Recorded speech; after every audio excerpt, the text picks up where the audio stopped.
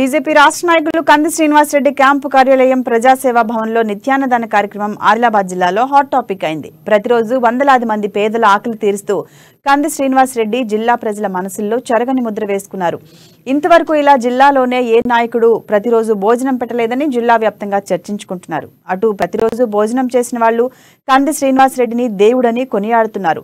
ఇలాంటి మంచి కార్యాన్ని చేపట్టిన ఆయన అనుకున్నది సాధించాలని, రాజకీయాల్లో ఇంకా ఎదగాలని, ప్రజలు మరింత సేవ చేయాలని ఆకాంక్షించారు. రానున్న ఎన్నికల్లో ఆయనకు ఓటు వేసి తమ రుణం తీర్చుకుంటామంటున్నారు.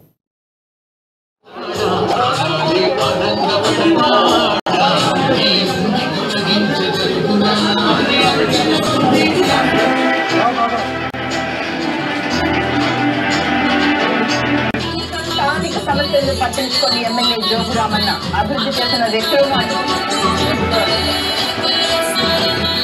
మాకు 3 కూడా భోజనం పెట్టినాక ఇంకా ఏదైనా పని ఇంటింటికి వచ్చి పనులు చేస్తాం. మనం టీఆర్ఎస్కి వేసినాం, అది బేకార్. టీఆర్ఎస్ బేకార్. మా సీనాన్న ఓటు వేసినందుకే మీరు చూసుకోండి, ఒక్కసారి వేసి చూడండి, మీకే అర్థమవుతుంది.